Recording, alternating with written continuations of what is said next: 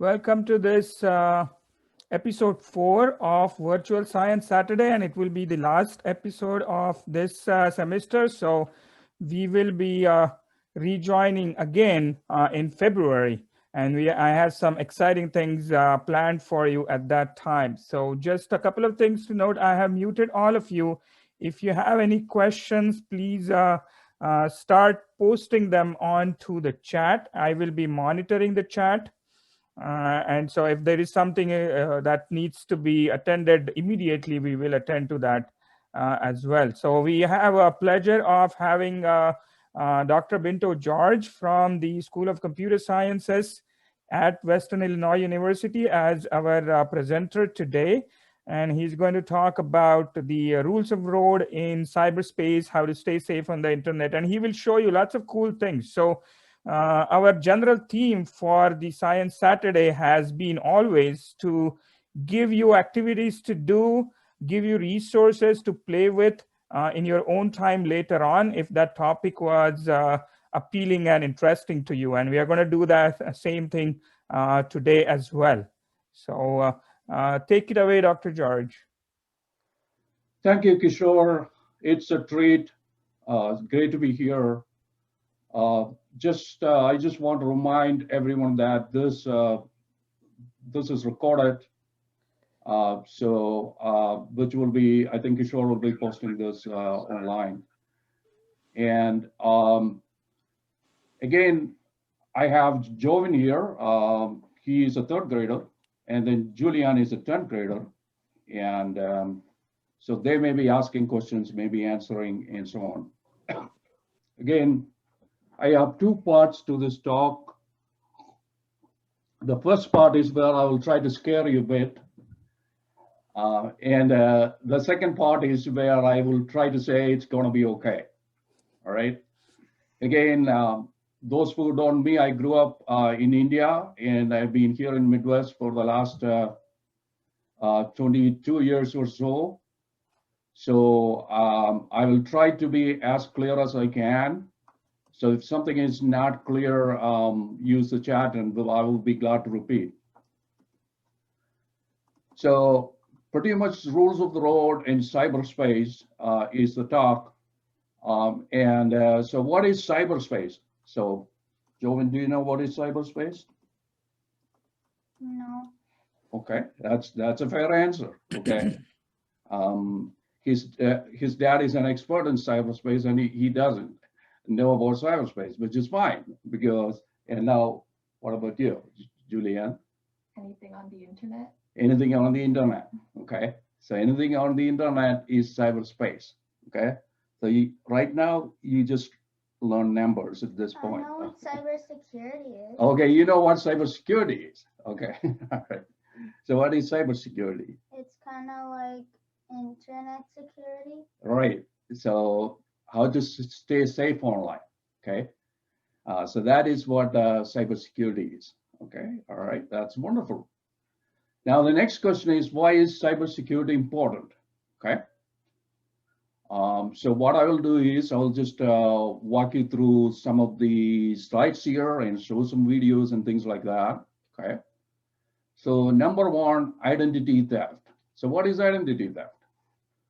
So for instance, if you are trying to borrow money from a bank, what do? You go to the bank and say, like, I need some money. So the bank will say, okay, I need to verify who you are. So they will just ask you for an ID and then create a file for you. So that is stored in what is called a credit file. Okay. And then what happens? So the next time when you, the bank share this information, so the next time when you go to the bank, you don't have to go in person. You can actually apply things online using your computer, right? So what do? You just enter some information, your name, your date of birth, your address, your phone number, these type of information that you enter, and then that is how you know who you are, all right? But there is a problem with that. What is the problem? So a bad person, a hacker, okay, steals that information. So once they steal that information, they can pretend to be you. How do they do that? They tell your name, your date of birth, and your address and your phone number, maybe, to borrow money.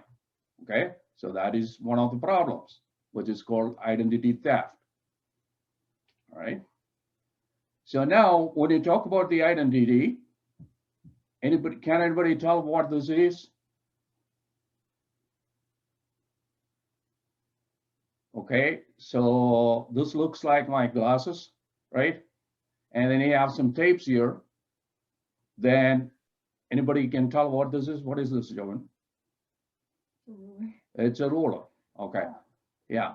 So when you have all these things together, there is something called Face ID. What is Face ID? Your phone, your phone will be able to know who you are and unlock the phone, right? That's what Face ID is. Now you can use this to fool the phone. So if you are a hacker, put that glass on and show that, show that scale, that ruler down there, you will be able to just unlock the phone. That is scary. Now, Yahoo, do you know what Yahoo does? They have email accounts and things like that, right? Gmail, it's kind of like Gmail. Then Equifax is a place where they keep all your personal information. And OPM is for the government employees. All their personal information is kept there, Office of Personal Management. And then all the payment, all your credit card information is kept in Heartland payment system. So all these places were hacked. So bad guys got in and stole information from them. All right. So that is bad for us. Now, at this point of time, as an American citizen, I vote. Now, does my vote count?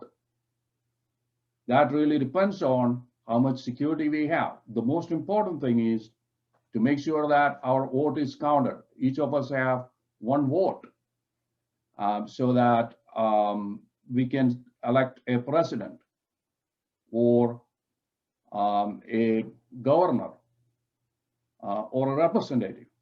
Now, will our vote be counted? What if some people can get into the system and change things, mess around things, okay? So the other thing is the password security. Like when you go to that website, like that game website, whatever that is, there is a password that you set. Now, the problem is that most people will be setting one of these passwords. Now, if any of you have a password from this list, please try to change it. Okay, because this is a list of well-known passwords. So these are some of the passwords that real people set. So that is a problem. So anybody can pretend to be like you if they know your password. And if that is in this list, they certainly know your password. Okay. Now the other thing is sometimes you get an email, so it looks like it is from Amazon, but it may not be from Amazon, right? So when you click on it, and then when you use to steal the personal information. And so basically we all know, like, don't talk to strangers, but with the internet, it's more like don't talk to strangers who pretend to be someone you know. So that is the most important thing on the internet. So another thing here is all the transportation systems that we have, avionics, airplanes. So there was an instance of somebody hacking into the computer system that controls the aircraft, and they were able to change the traction of one of the engines. So now what happens if one of the engines go faster? Joan knows that, right? You like planes. Now, if one of the engines there has more thrust, what happens? Well, that will kind of like, if it has more thrust, it can kind of like turn the plane. Yeah, it because can. that engine is going faster. It can even pull the engine apart from the wing. Yeah, it is possible. Yeah. So you can actually turn the plane, or is even faster that might just tear that engine off the plane. Yeah, that's right. So now the other thing here is all the medical systems now are increasingly online. Now, with the 5G in a remote area like ours, there is a chance that a surgeon may be operating remotely using these machines. And what if somebody gets into it and asks for a ransom to fix it while a surgery is in progress? The food systems, like all these systems are computer controlled. And the ingredients that goes into this food system in minimum quantity, they will act like preservatives. But if those are in large quantity, that can kill people. So again, somebody hacking into the food supply is a problem, okay? Now, if somebody can actually connect to the car and then while it's going on the road, jams on the brake or steer that away from the road, that is scary. Going at 70 miles per hour, somebody hacking into the car and then trying to jam on the brakes. Not very good scenario. So again, this is a video here. I probably will, and then the other thing that you want to know here is the internet never forgets. So there is a link here. So I just want to show you. So there is a QR code. Otherwise, you can go to this site, www.wi.edu, cybersecurity/games. Okay. So we have a number of games here, and then there are a number of links here.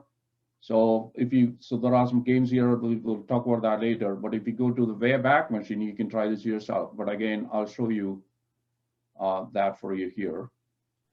I added that link for everybody in the chat, so okay. you can click on that and access it later on. Okay, so I know that most of us are Disney fans here. So let's go to Disney, okay, and see. So what happens here is that it takes snapshots of that website over time. So you can see that here, the snapshot starting from 1996 to all the way to 2020. Now, in 1996, there were only 2 snapshots. And then in 2020, there are large number of snapshots. So they are taking more and more snapshots of that website. So if you want to go back in time to 1996 and see how Disney looked on that day, you could do that. So let's see here. So we have a couple of snapshots here. It will take some time to load it. So basically, if you have a website, if you post information, snapshots are taken daily. And for some reason, if you have sensitive information in there, this is how the Disney was in 1999. 1996, really. So that's how Disney was in 1996. So at any point of time in 2000, if you want to know how that website was, then you will be able to go into that snapshot and so on. So if that is out in the on the internet, even for a split second, there are systems like that that can capture it and preserve it forever. And this can be a good, so at that point of time, it wasn't working. So this is basically any information that's online is just there forever.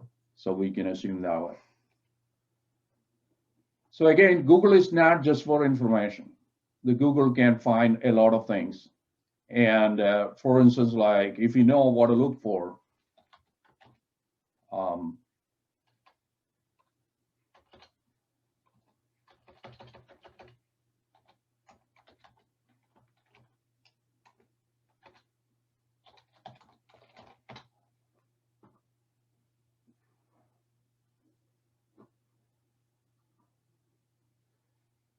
okay, so you basically will be able to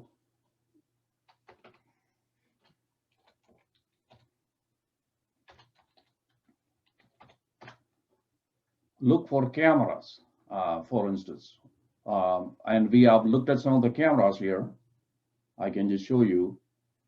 Most people use Google for internet search, but Google can also be used to find devices online. So I'm trying to load a camera here.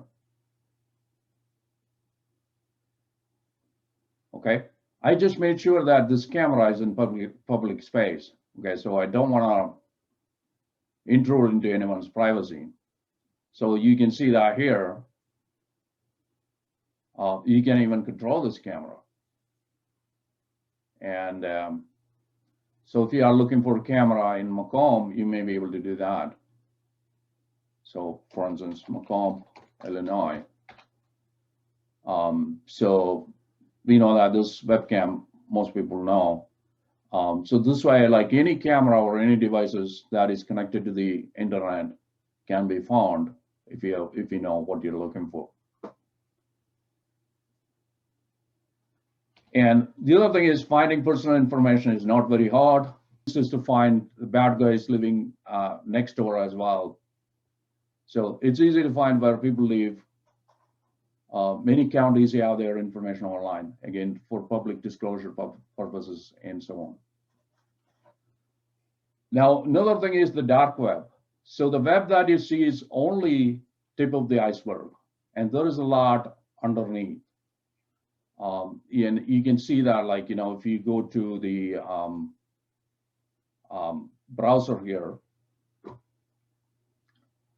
So this is actually this is a special kind of browser that will let you search dark web. So the web that is beneath the normal web. And you can see that here.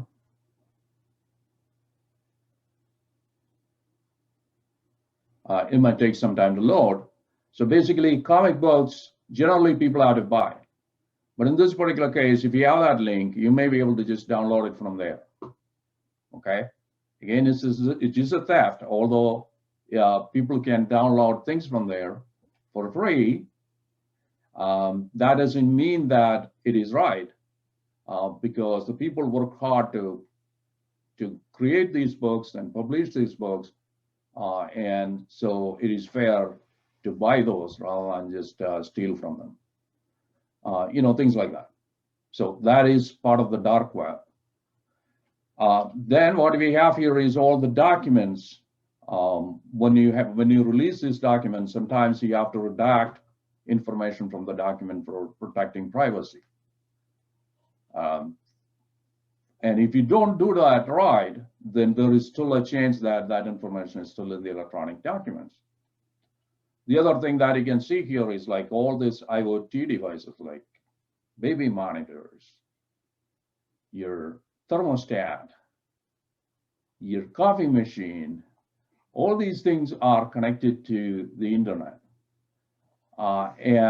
Since all these things are connected to the internet, anybody can hack into these and actually, so in this particular case, there was a study that says you have to pay a ransom to have a cup of coffee. So when you push the button, it asks for a ransom, like on the LCD screen, pay this much money in Bitcoin.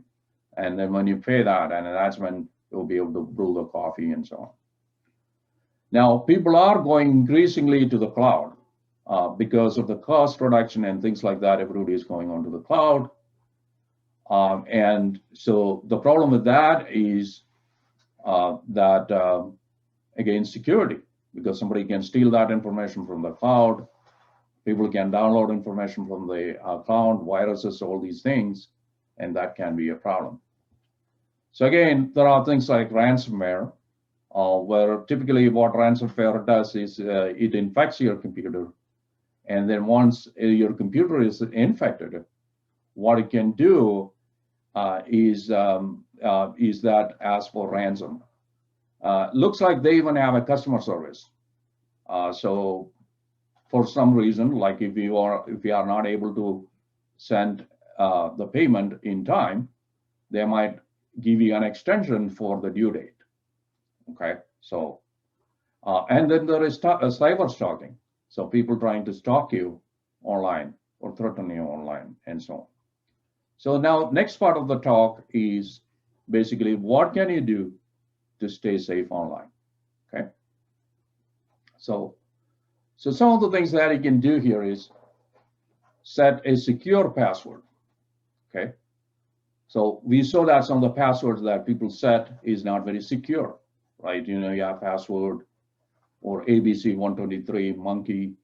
Those are common words that people can remember, but on the other hand, those are very common that somebody trying to break into your account will be able to guess those things. And then there is what is called single sign-in. Now, if you sign into a website, then you can actually go into multiple websites. So that you have to enable very carefully, because if somebody is able to break into one, then they can actually break into other websites. Next thing is enable two-factor authentication. What is two-factor authentication? There are two ways of authenticating. So if you log into the website, there is also a PIN that is sent to your phone. And then from the phone, you will be able to enter that PIN to the website and be able to be authenticated in two different ways. So now the question here is, how do you make a password really secure? And the real way to really do that is to use the combination of lowercase, uppercase, digits, $, all kinds of special characters, but it's pretty hard to remember. So what do? Okay, so it is hard to remember. So the question here is, can you make a password that is easy to remember, but it's hard for somebody to guess? Now, Joven, do you know what this is? Like, can you sing the song? Yeah. Can you? Old MacDonald had a farm. E-I-E-I. Okay. Right. So basically, you got the idea. And then what you do here is you create that password. Again, this is a combination of characters, symbols, numbers, and so on. So in my case, what I did here is I used 2 characters from each word, right? You can see that here. And then for this word, there are no 2 characters, so I just have 1. And then for the last word, I have 2 characters. So basically, I was able to create a secure password. I wish it was longer, but again, you can create longer passwords the same way, and you can remember if you remember a phrase or a poem or rhyme or things like that. Okay, and you can be creative that way to create secure password.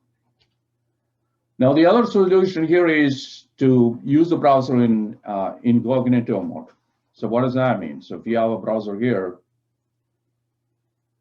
and now you can see that like Google can collect a lot of information. So they collect a lot of information that sometimes Google knows more than your family members. So, but on the other hand, if your browser is in incognito mode, it does not, it tries to protect your privacy to a certain extent. But again, a lot of people use this to get out of the privacy controls and things like that. So that is a bad way of using that mode, and please don't do that.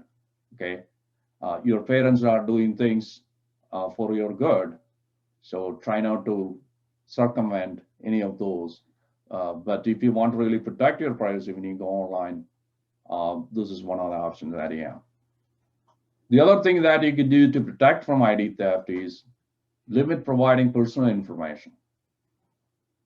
So if you have information that that you give to other people, for instance, doctor's office, they ask for the social security number. There is no reason why you should give that. So then you check your credit reports. You can request credit reports from credit bureaus for free. And again, monitor credit score, even kids. The reason is that you can have ID theft. And freeze your credit whenever possible. That is free. freeze your credit file. And then you also have to pay attention to snail mail, because a piece of mail stolen from your mailbox can be used to create an ID, because that's one of the IDs that you can submit for creating IDs. The other thing that you can do is to sign up for email alerts, like for your credit card account, for any account, any activity that you see there suspicious. So the more alerts you get, the better it is, so that you can keep track of what is happening. And then again, whenever possible, try to use your credit card rather than your debit card, those type of all the standard things. Now, protect sensitive information using what is called cryptography or encryption. Now you can see here, hi, how are you, right? So this is actually what is called plain text. So in other words, this is something that everybody can understand. Hi, how are you? And look at this one. So here, what happened? You kind of shuffle all these characters, and you make, so for instance, this H goes here, and I comes here, and so on. So what is called a cipher. So if you know how you shuffled it, how you moved the characters around, you can actually bring it back. So that is the secret. So you will share that only with the people who want to know what it is. So in this particular case, you have a few words here, and will you be able to crack it? So any of you can use your chat message here. So this is coded, and will you be able to crack it? What word is that? I had one of the presenters answer school security. Okay, very good. Okay. So cybersecurity is probably your area. Okay. And again, whenever possible, use encryption to protect information. This encryption may not be the best because, as you could see here, it's very easy to reverse. So we have encryption like this. Like there are tools available to encrypt. For instance, I say this is a secret information or something like that. Okay. And then what you can do here, so at this point of time, this is encrypted. It's very hard for somebody to read from that, okay? So this is the standard encryption that we use. Can you read it, Jovan? Now this one, you can read this and this, but the rest of the stuff here is really encrypted.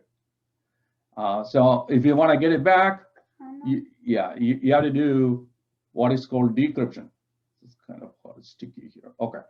Now this is the decryption. So when you try to decrypt it, it is going to ask you for a password. So let's enter the password here. Okay, so I got the password, I got the message. So basically, any message that you send can be encrypted this way. Okay, so that's pretty useful stuff. Again, the encryption is there for websites as well. So for instance, like if you have a browser here, so that goes to, say, Wells Fargo, goes to the bank, right? So it goes to the bank. Now you can say, how do you know that it's secure? First of all, you have to pay attention to the website and read it very carefully, okay? So if it's not secure, I'll kind of say like not secure at the top. Yeah. And then you see the padlock here. But in some cases, if this is incorrectly typed, even if it shows this is secure, it may be a different website. Okay, you got to keep that in mind. Now, just because of the fact that you see a lock sign there doesn't mean that it's always secure. Okay. The reason for that is I can always try to say, for instance, like I can make a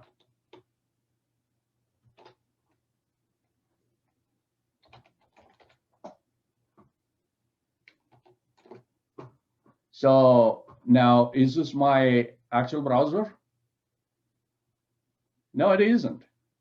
This is not my actual browser. This is actually a snapshot of it. So you look at that. So it's very easy to copy your websites that way. So what you need to do here is, just because of the lock sign, that doesn't mean that it is the real website. You can actually click it, and you can examine the certificate. So that's exactly what you need to do. So in this particular case, you can see that, look into it, and then make sure you just scroll down here, and you can see that all this information will be useful to find out, especially the subject. Now, if you go to the subject here, you can see the same website here. It has to be the same. If it is different, that means that that certificate is not valid. Okay. So first of all, if that is complicated, at least try to make sure that this is HTTPS here and you have the lock sign, right? And also pay attention to the website URL or the address. So the next thing is an email that is coming from Amazon. It looks like it is coming from Amazon. You have the logo here and everything is here, but that doesn't mean that it is coming from Amazon. Now, in this particular case, you can even see Amazon here. But pay attention, that is in the to field. So here is where your email is, your email ID is supposed to be. But if you look more carefully, you can see again Amazon here. But here is where you see something else. Okay, so you have to pay attention to that. So you have to read that header as much as possible, and then to make sure that it is actually coming from Amazon. So, and again, when you click on it, when you go to that website, it opens on that window. Make sure your URL is correct again. And ideally, you don't want to click on it. If you have a website, you go to Amazon, generally you can type in the URL, go there, and then be able to address that issue if you log in there. The other thing that you can do is, if the internet is kind of all the bad stuff on the internet, it's as if like the internet is on fire, and then you are here inside, and if you have a wall that will protect you from the internet, which is called a firewall. But in real life, what you have is a device like this that you can buy. It's about $300 or something like that. That can be connected between your modem and your router. So that is a way to protect it. Or this can be, after your modem can be connected to the modem, and then your computer can be connected to it. So this is a firewall. And again, many routers come with a firewall. So make sure that is enabled. So even if you don't buy a separate firewall. The other thing that you can do is Windows has a firewall, a built-in firewall. If you are using Windows or Mac or whatever, it generally have its own built-in firewall that is there. Just that sometimes you want to make sure that it's on. If it's off, then it's not going to do what it's supposed to do. The other thing is there is also a virus detector. All the bad programs that can come into your computer, you should be able to run that in the background, which will be able to detect any spyware that can spy on you, or any bad program that can actually run on your computer. So what is a program? A program tells a computer what to do, right? That is a program that plays the music. That's a program that is helps you draw something. That's a program create a document. But if the program tells something bad to do, then the computer will do the same thing. So there can be bad software that can harm your files and things like that, right? So that's why you need I don't know. So that's why you need a malware scanner. What the scanner does is it will look for all these bad programs and then try to kill all those or remove all those bad programs. Next important thing I just want to tell you here is don't ignore cyber stalking, because sometimes people threaten you sending you email and things like that online. And because I was working with the internet security team some time back, volunteering there. I've seen cases of starting on the cyberspace and then getting into the real life. So any cyber stalking, please do not ignore. Try to document it, try to get help. Tell your parents. And always try to use common sense. Like, if you, sometimes it could be a piece of tape on your camera. So that could be used as a way to prevent somebody from watching you remotely. So in my case here, like if I have to just close that and you won't be able to see me because there is that physical device there to protect. Okay, all right, thank you. So the other thing you can do is to have a backup plan. So for every file, remember like there is this ransomware. One day you won't be able to open your files unless you pay a ransom. What if you had a copy of that? So you can use a thumb drive, something like this, as simple as this, or you can use a external hard disk or a cloud storage for backup. Again, whatever that goes to the cloud, sometimes it's a good idea to encrypt it before sending it to the cloud. Okay, so we talked about encryption before. So the bottom line is, internet is a beautiful invention. It helps us connect, share, learn, collaborate, and thrive. So you just need to be careful, know the safety rules, follow them. So it's a great, amazing tool. All right. So anybody has any questions here? Okay, thank you, Dr. George, for that wonderful intro to the dangers of the internet and how to sort of protect yourself Okay, from those. I think, let's see, that is right. Okay, thank you for that. Okay. Yeah, so attendees, please post your questions. If you have any specific questions, if you want to know more details about something, you can do that. And I'm going to put in a link here, which to the website that Dr. George mentioned. There are lots of games and other links on that website that you you can actually point your browser to the QR code here. That should take you to the website. Otherwise, I can. Yeah, I added that on the chat. Okay, that's good. So there are a couple of games here. I'll just show you. So one game here is help the police officer. So now I know that the police officer is watching here. Somebody is just running and they're just talking. And so they want to find out, she wants to find out what they are actually talking. So if you can try to break this. So for instance, like when you type something here, so if you, and then you can actually click on it and that will check. So this one is correct, all the red ones aren't. So yeah, you can fix that. So for instance, this was actually the word let, and then that works, okay? So that's green. So this is a game, and then if you don't get it, when you try it several times, it will help you, okay? So you can click on this check button several times.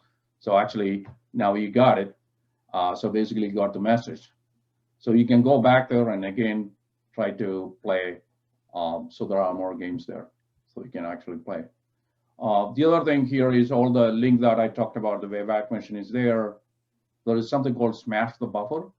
So the programs have their own space in the memory. So if they exceed and they are actually trespassing to the other program space, and that can cause problems. So in this particular case, when you type something here, that is in your space. But if you keep on exceeding it, you will be able to go into the other space and so on. So in this case, there is nothing bad happens. But in real life, if a program can exceed and step over to the other program space, bad things can happen. Then let me just show you another one here. This is actually an attack map. So this kind of tells you what is the current attack scenario globally. Okay, now we can see that all the attacks are targeted here to the United States or other areas all over the world. Now, how that is happening, where that is going, things like that. So there is a lot of information there in real time. We'll be able to see it. So that's one link. I thought that will be useful. So this one here is actually a real-time flight tracker. So you can find a lot of information online. For instance, where the flights are, whether one is landing, taking off, all these kinds of information. You can see that these are slightly moving. I mean, these are a little bit time delayed. And then there are police scanners online. You can actually search for it and find what the police are talking about or the firefighters are talking about. Then this site is actually helpful. This site will let you check whether a particular website or a file has any virus or malware. So in this particular case, suppose I want to go to this website. Before that, if I want to check it to see if there is any bad program there, I can do that. And it will check with a number of different providers. So that is why it's called a virus total. So it's not just one tool. It will check with the many tools to vet that site before you go in. Okay. So again, there may be other things here. Let me just show you. This one here will let you check for a blacklist domain. And sometimes your own domain could be blacklisted. If you got an email from somebody and you want to know whether that is one of the ways you can check that domain is to really check the blacklist here. So I can show you here. So if you do a blacklist check on a particular domain, you can see that this is all okay. But when you enter a certain domain, it may not be okay. So that is a blacklist check that I have. So then there is one more. This is an organization that I used to volunteer quite some time there. So there is a lot of safety resources there, digital hygiene, all these kinds of things that is there on that website. So you can actually look for more information there. So the last line here is again something that is provided by school for parents. And some of the cyberbullying and all those related information. Then for advanced users, there is a link which is called domain information. So if you get a particular website domain and if you want to check, so for instance, if Facebook is blocked by Chinese firewall, so whether the Facebook works in China, you can actually test that. So those type of things. Or given what is called an IP address, every computer has an IP address pretty much like phone number. So now you can see that it's all blocked there in China. So you could actually use this to really find out more information where that IP address is located and things like that. So anybody has any questions? Yes, so Dr. George, thank you very much for that information. That's wonderful. And I shared the link to the main site with them. We do have a couple of questions, but before I take up the questions, I'm going to stop the recording. All right.